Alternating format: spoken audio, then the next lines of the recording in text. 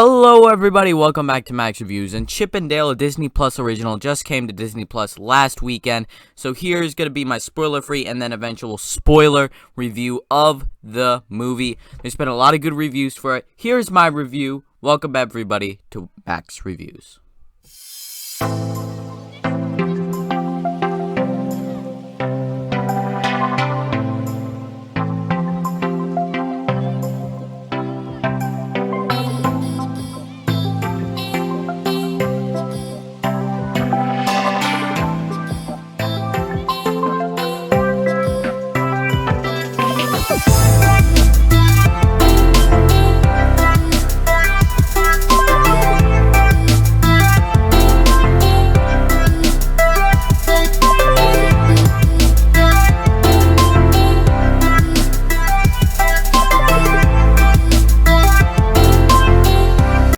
So, Chip and Dale is a Disney Plus original that follows the story of Chip and Dale, the Rescue Rangers, and their team, where it's been quite a few years, and since their show got canceled at Season 3, and then they broke up, and now they have to get everybody back together because a bunch of their friends and then other animation characters have been disappearing, and they got to figure out the mystery and solve the case.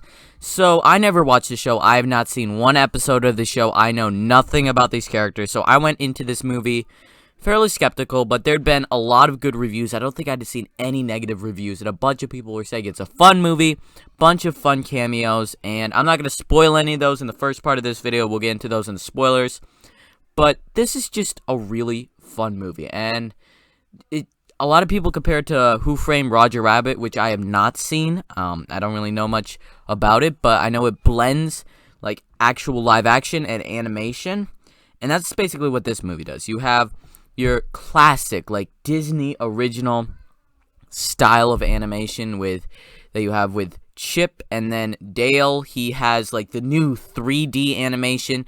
You have so many different cool animations. You have claymation, sock puppets, Muppets, different things, live action characters, and just even little details in the background, like there's cars, and then you have like these old class animated cars, and then you have like the Pixar cars. It's just really cool, and there's so many references in this movie to Marvel, Star Wars, Jurassic Park. There's references to like really, really deep cuts from just like comics from 50 years ago, but they still are in there.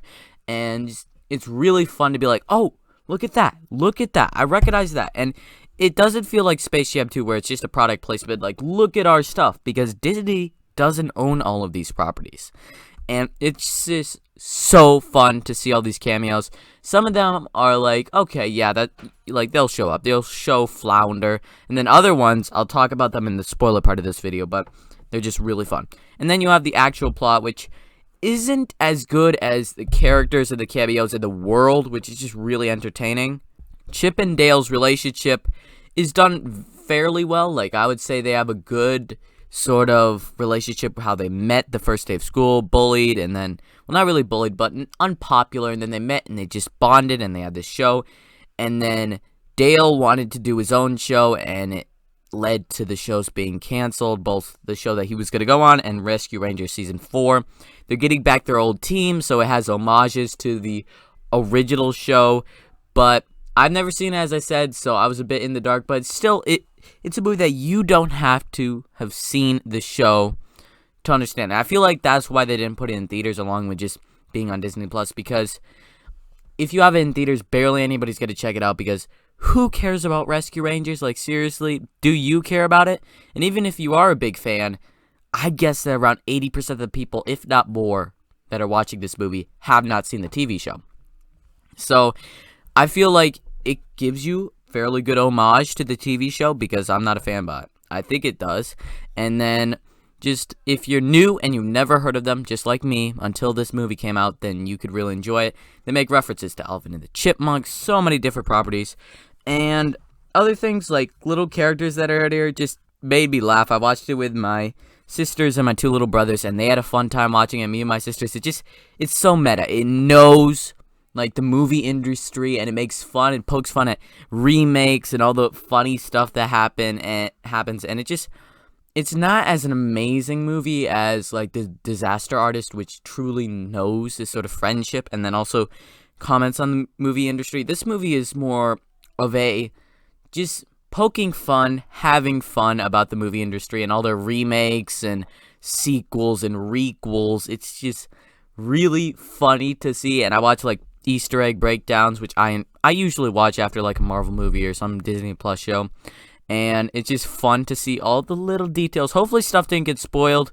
So I'm giving Chip and Dale a solid 8 out of 10. I enjoyed this movie. I would definitely recommend it.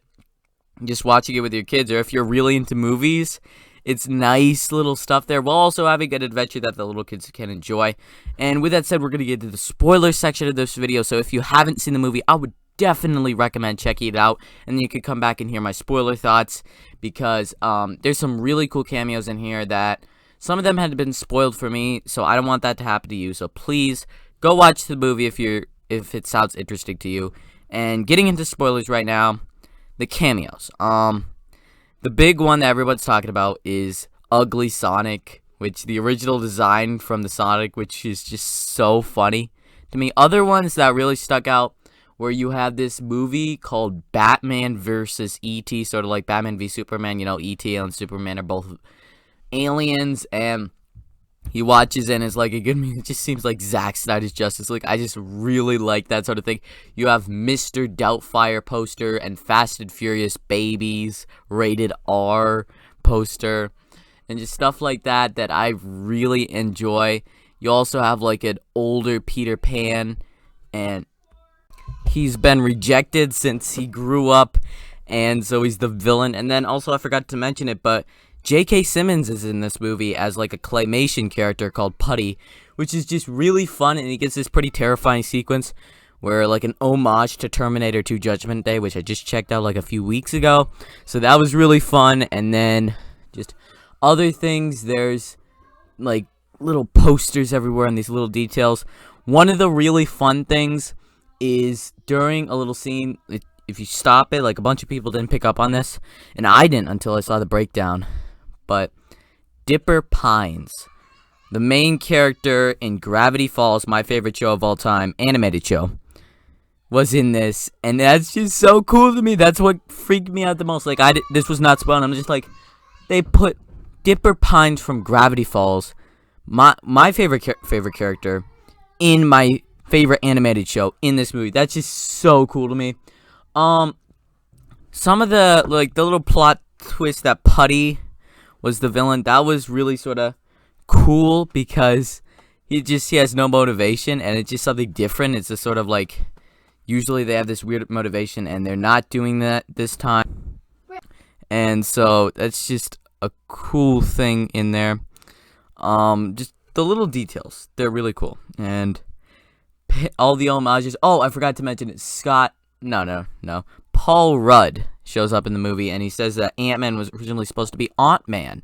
This is a little thing. So we have Aunt-Man, we have evil Peter Pan, we have evil Putty, and then we have Ugly Sonic, who shows up. He's an actual character. He's not just a cameo, which this is just such a fun movie with all those little cameos, and how the movie ends with changing the animation styles and stuff. That's just really cool to me. So I would definitely recommend it. It's a really fun movie that has all these cool animation styles in it, and it's the best animated film of the year. I'll say that. So just check it out. Thank you for watching. Leave your comments down below, your thoughts on it. I want to know, like, what did you guys think of it? I haven't really heard any negative reviews. So like, subscribe to Max Reviews. Thank you for watching. I'm Braden. This is Max Reviews. Braden out.